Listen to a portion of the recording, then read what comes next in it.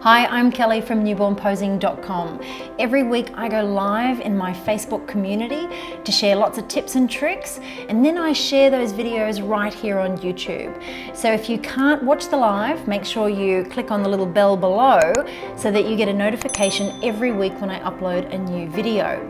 If you want to watch the live, make sure you head over to Facebook and join my Facebook group called Kelly Brown Newborn Posing, and that way you can stay up to date with everything else that I share in there too.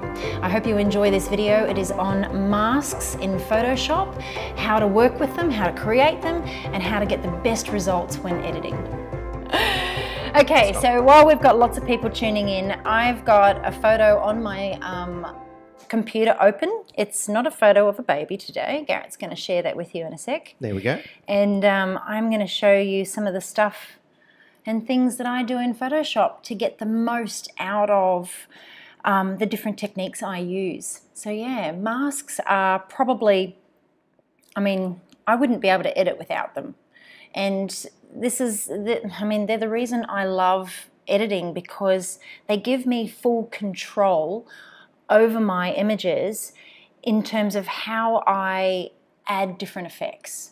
And what a mask does, if you're not familiar with them, is that it basically hides or reveals any adjustments that you make to a layer within the image. So as you can see here, I've got the image open, and down here in my layers palette, it just says background. So this is my base image. This has been edited, but I'm going to show you some little sort of tips and tricks and things like that that you can use when editing your photos.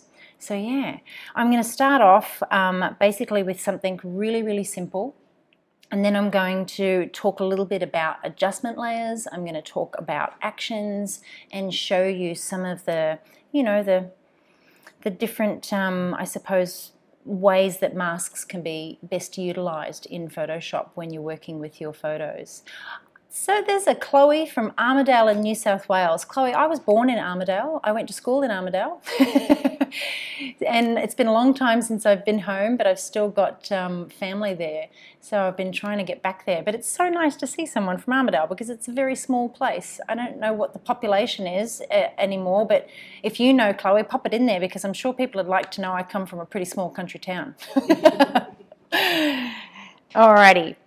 Let's get underway. Okay, so first of all, what I'm going to do is create basically a duplicate layer, a copy layer. And I use lots of shortcuts in Photoshop, so I'm just going to Command J, and you can see I've got my little layer that's popped up there, and it doesn't have a mask on it just yet. So that's what I wanted to show you first, how to add a mask.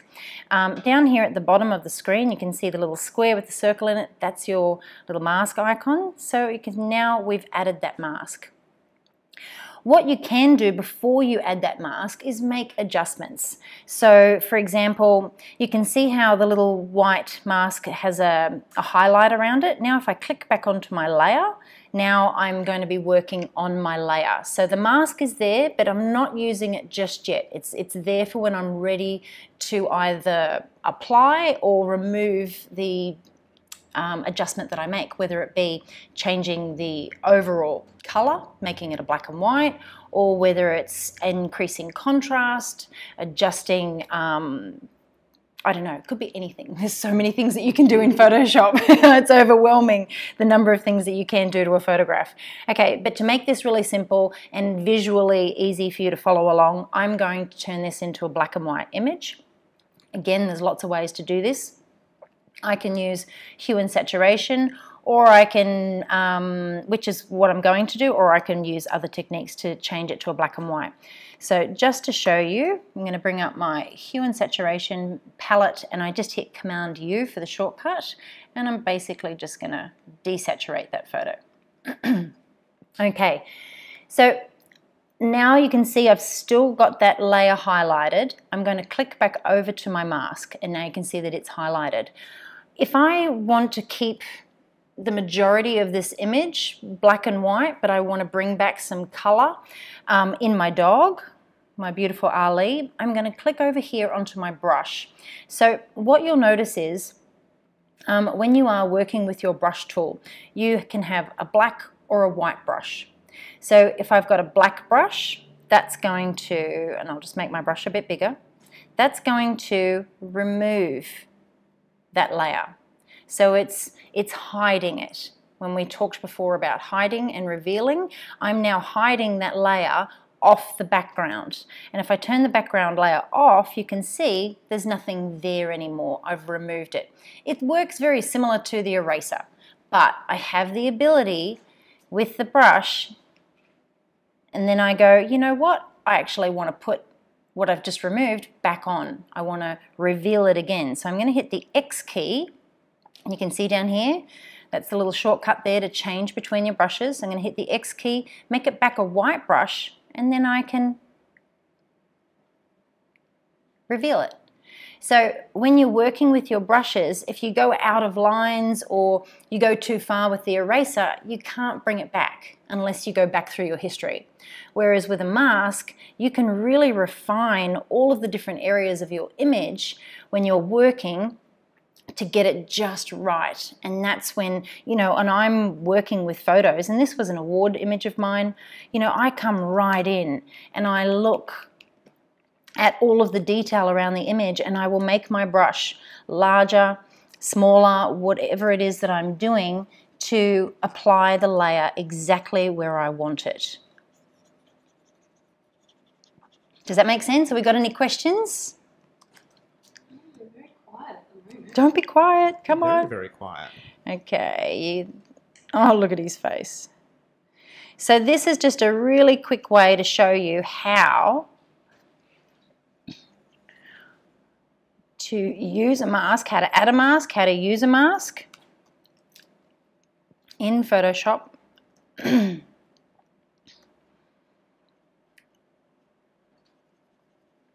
And you know, when I was learning Photoshop a long time ago, there were no tutorials. I would buy magazines and I would sit down and I would follow the steps in the magazines. And so in doing that, learning and doing, you know, it made me a lot more confident in my abilities. And when you take a photograph, you know, I'm always going to try and visualize what that end result is going to look like. What can I do in post-production to really polish that image and bring out all of the details? And masks is what allows me to do that. It gives me full control.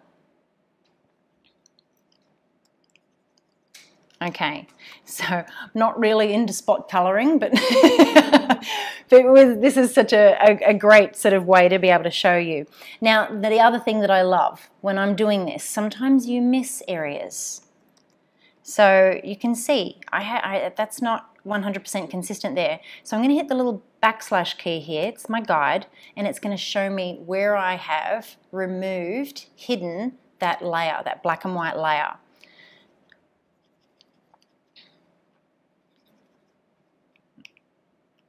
Now, let's just say that I'm going to talk a little bit about brushes now. Let's just say that, you know what, I've removed that layer from my background at 100%. My brush was at 100%. Let's just say I really kind of like this as a black and white, but the contrast between him and the rest of the image now is too great, and I want to put some of that layer back. So what I'm going to do is bring my brush back to 50%, and I'm going to change it back to a white brush because I'm going to now paint back on 50% of that layer. So I'm going to use my brush a bit bigger. And Kelly, I just got a question here from Michelle. Are you using the keyboard to reduce and enlarge your brush? yes, Or are you using the sorry, waypoint? that's another little quick shortcut, the bracket keys. So I just hold the command key in, and let me bring my brush up. So hang on.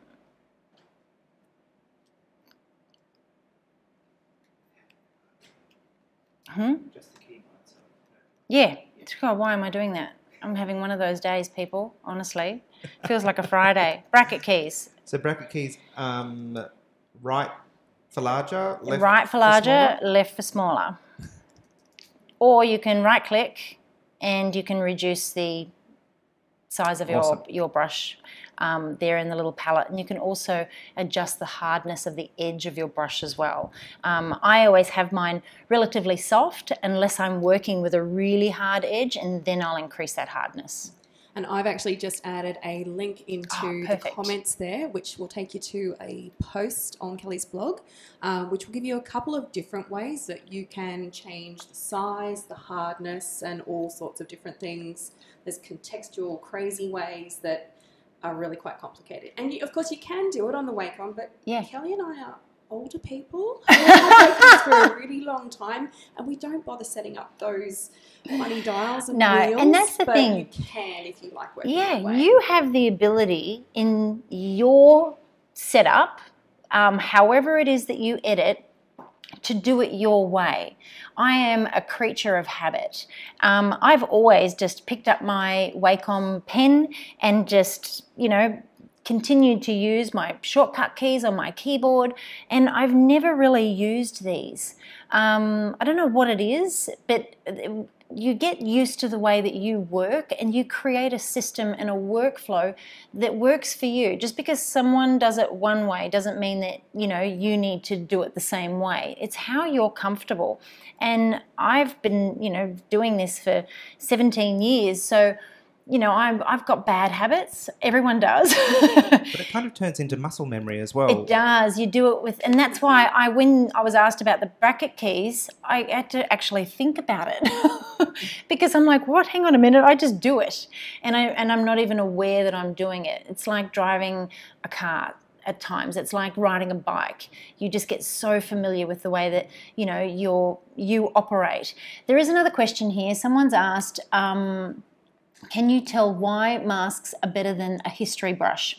So when I'm working with history brushes, I have to be able to go back through a lot of different steps. When you work with history brushes and you can make them work very well for you, you need to get into the habit of taking those snapshots so that you can go back and forth from different things. But this is just a really quick way for you to be able to make adjustments, and I'm going to show you other ways that you can use masks in a moment.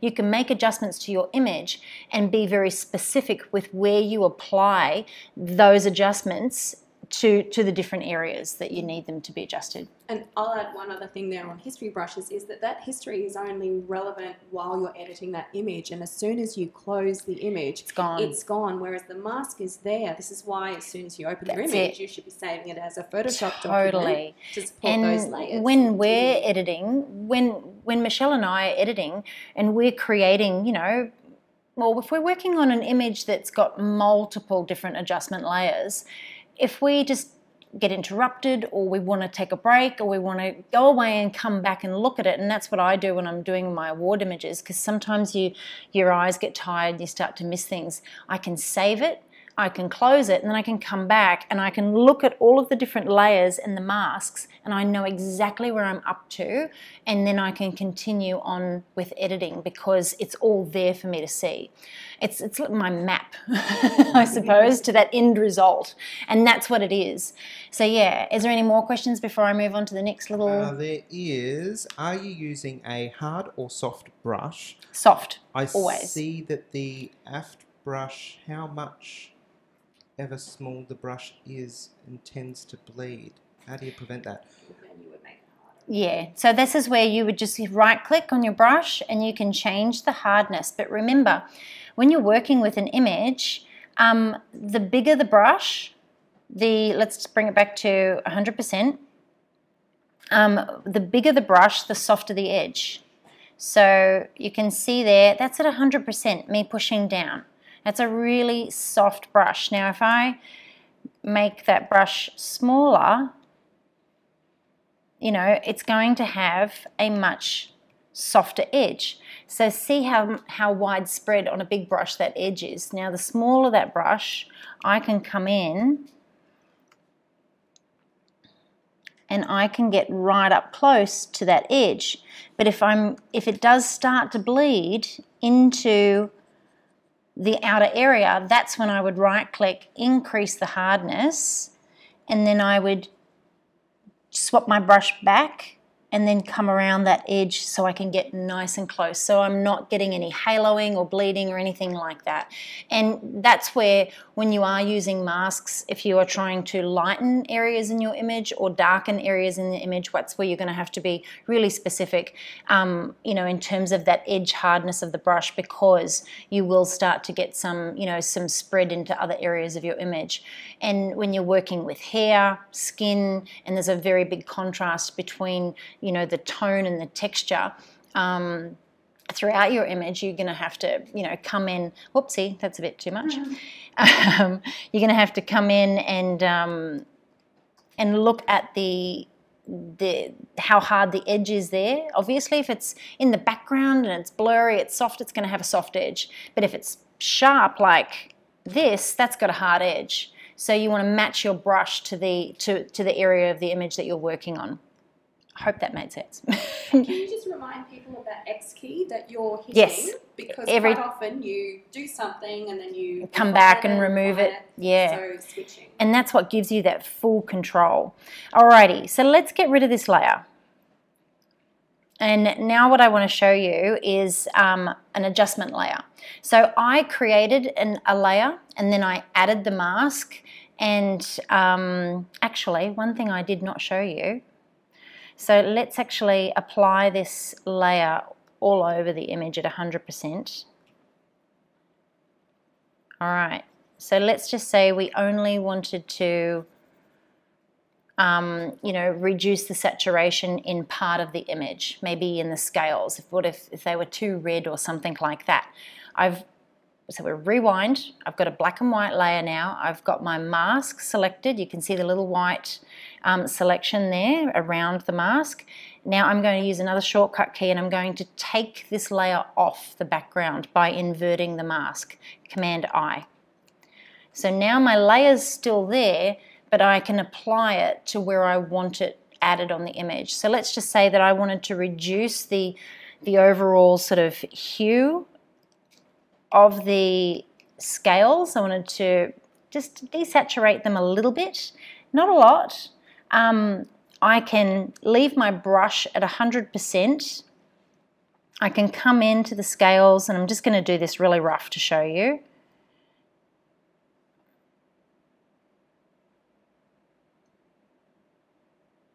Colouring outside the lines.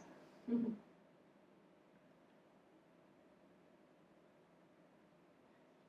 All right, speed it up a little bit. Okay, so let's just say the bottom of the scales there, they're a bit too saturated. I wanted to reduce them. I've painted that layer on at 100%. Hit my little backslash key, see where I've missed. And remember, if you do go outside the lines, which I have here, which you can see, just hit that X key. Maybe make your brush a bit smaller, come in around the edge. And a little bit dodgy there, but anyway. Okay, so if I had painted, let's just say that I only wanted to reduce that tone a little bit. If I had painted that on at say 10% or 15%, but I continually went over some of those areas when I'm colouring in, because every time I lift my pen up and I put my pen down, or if you're using a mouse, the same thing, you're not going to have a consistent result. So this is where I like to paint things on at 100% and then reduce the opacity of the layer to suit. So that's it, say 50%, and I can continue to bring that opacity back to where I want you know, that tone to be, that colour. So 0, and then I can just gradually increase it to get the result that I want. So that's giving me full control over every area of my image. That was one thing I did want to show you. So yeah, I'm constantly inverting masks. Like I'll do things, I might want to add a little bit of extra contrast to the face, or, you know, sharpen the background. I'll do all of that, and then I'll invert the mask and only paint on where I want that adjustment to be. So let's get rid of that layer.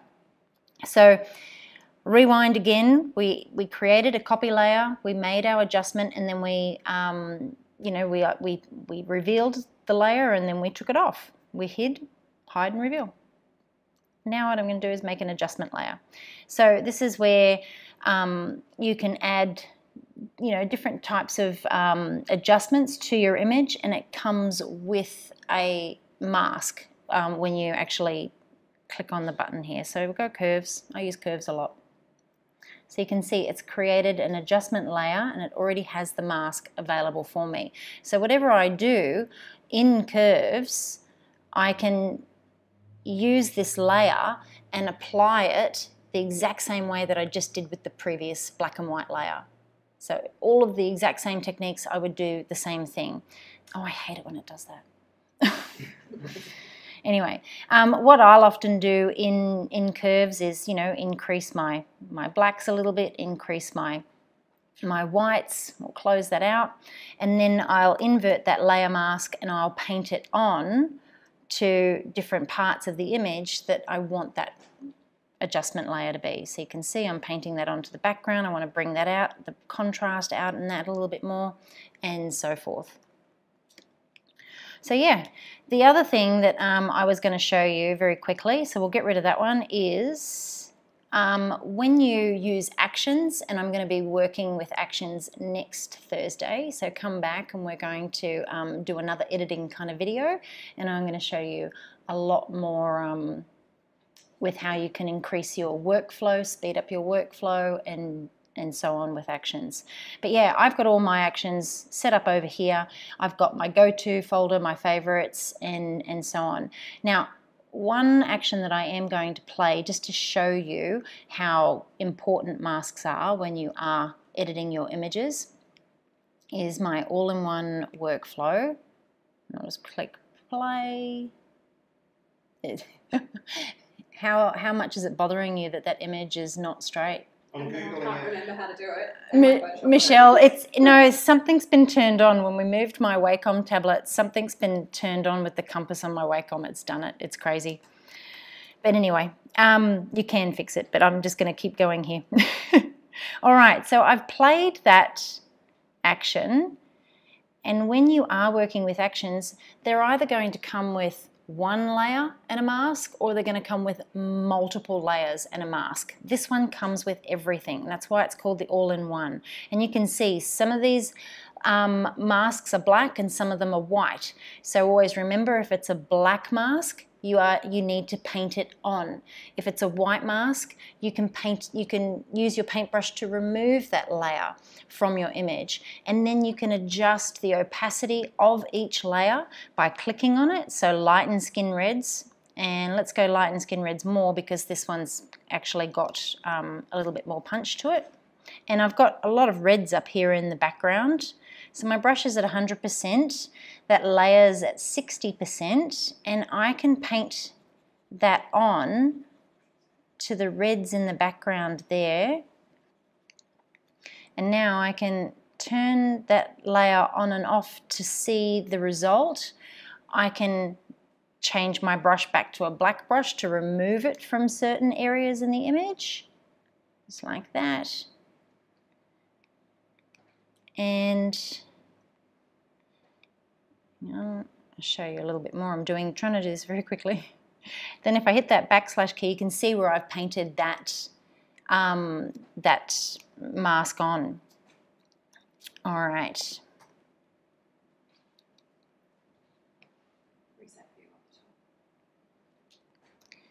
Okay, so when you are working with actions like this one, which is a very, very robust one, you know, you will need to, I suppose, create a system and a workflow with your images so that you get into a rhythm with which layers you would work with first.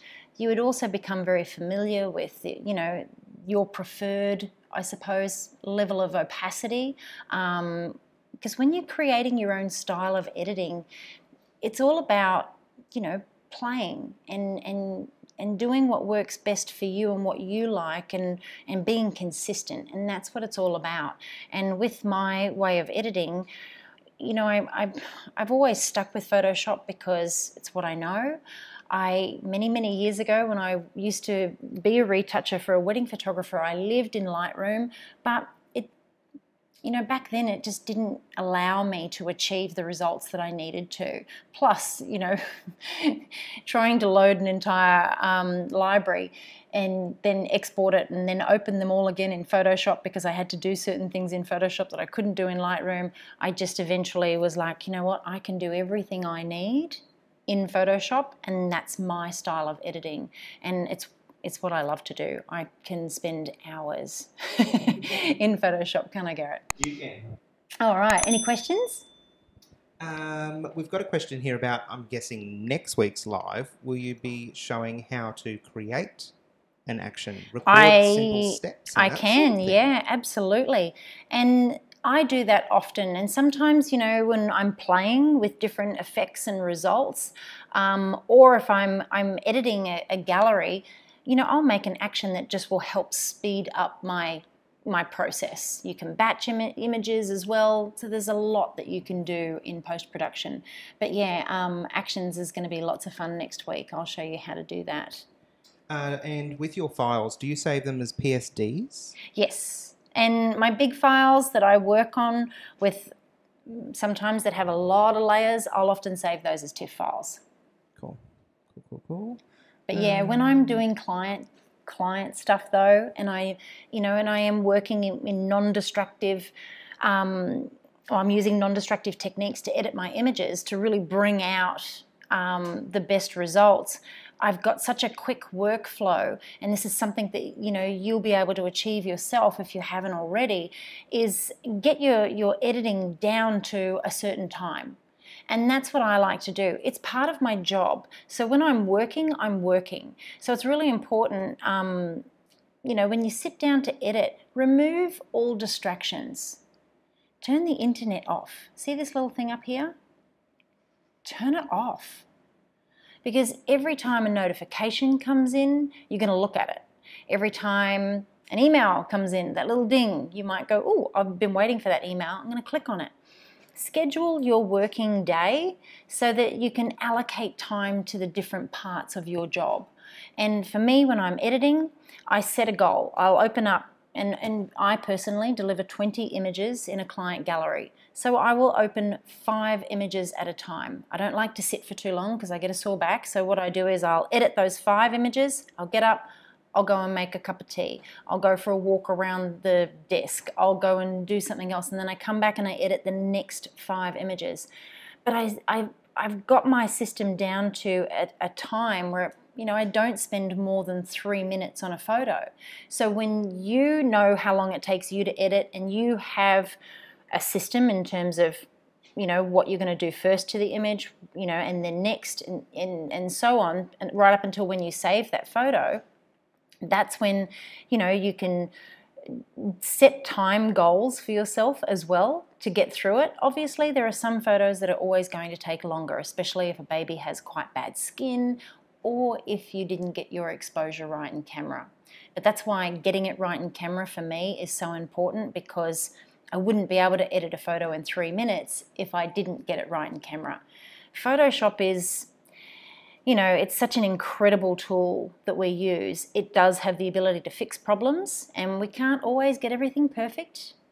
We try, but we can't. But basically, it's here for us to be able to polish and really bring out all of the, you know, the details that we've captured in camera, and being able to really, you know, utilize all the different features using masks is going to, really increase not only your productivity but your results. Michelle's just popped up a link there to the file formats. So in regards to that, do you save as a PSD? And if you haven't been to the blog, go to my blog. Honestly, there is so much content on there. There is pretty much a blog post about everything. Michelle is an incredible writer, and she is like a walking encyclopedia. She's laughing in the background here. Opinionated, really. And, you know, she answers so many emails in support, and what we're doing every Thursday by going live here in the group is giving you information that we often get questions about. It's answering the questions before we get them, really. It's teaching you how to make the most of, yeah, all these different areas, and we're going to continue to do that every Thursday. So, yeah. Lovely. Got any questions? There are... The population of Armidale, just by the way, is 24,500. Nice. I just thought you might like to know. That's actually a little bit more than I thought. It's growing. That looks to be it for today. Fantastic. I'm just reading some of your comments. Well, link to blog, newbornposing.com. And you know, when you go to my newbornposing.com, it's not just the blog there. You're obviously going to find a lot of tutorials and other resources available for photographers, but you're going to find under editing my free editing with actions tutorial. And then if you've seen all of my other tutorials, my editing tutorials and things like that, you will have seen me work with layers multiple times using masks, and how I apply the different layers and techniques to my images. But yeah, there's another email that's going to come out tomorrow, so keep an eye out for that. A lot of people have been contacting us asking to be added to our subscription. Now, it's not a subscription, but you know, subscribe to our email mailing list. And most people already are on it. They're just using a different email address. So you will most likely find the emails with the email address that you have used to create an account on newbornposing.com. So it's good to know what that email address is.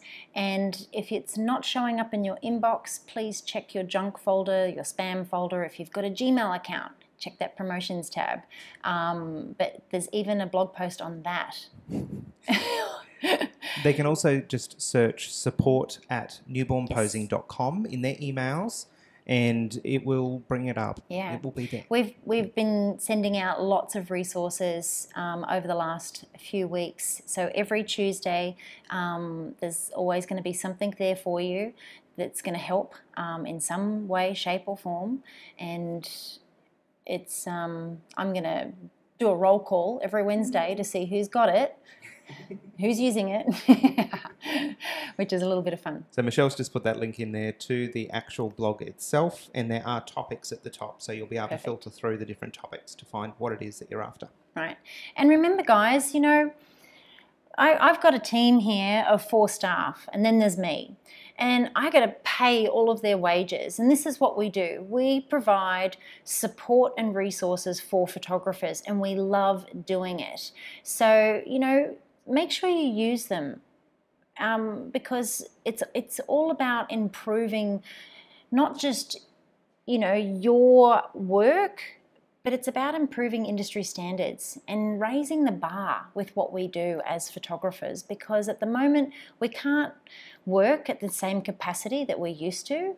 But when we do get through this, and I know that we will, we need to be prepared to get back out there working, photographing our clients and producing a really high level of work. So whilst you can't photograph people right now, you should be working in your business. You should be strengthening your skills, your techniques, and becoming a better business owner. You know, really focusing on your responsibilities in terms of the products and services that you offer, and create a plan about how you are going to achieve your goals. That goals planner, it's really important that you do set yourself some goals, because if you don't have a goal to work towards, you're basically just going for a Sunday drive. Right? No one does that. Who does that? You don't get in your car unless you have a destination in mind. And it's the exact same thing when you are working. What are you working towards? What is it that you want to achieve? And then creating a plan and focusing on that and working towards it every single day. So be structured, do the work, and you know what? You'll see results. But I'm sitting here right now and I'm the one that's talking to you because I've done the work. I've actually busted my ass, excuse the language, for a long time. And that's why I have this ability to be able to share all of it with you. So I want you to do the work and get off Facebook. I'm going to now. Except for right now. Yeah, well, I'm going to now. I'm going to say goodbye. And you can come back and rewatch this at any time. It'll be on the in the group for the next 24 hours, and then it'll be up on YouTube. Thank you for sticking out with me. I mean, it's 38 minutes. It's not too bad. I know I can talk. I'm sorry. But yes, make sure you come back and join me next Thursday. And again, we're going to be focusing on working with actions in Photoshop. I'm going to share some more tips and tricks, and probably give you another little kick up the bum too to do the work. But I've got more work to do, so I'm going to go. Have a great weekend, and please stay safe.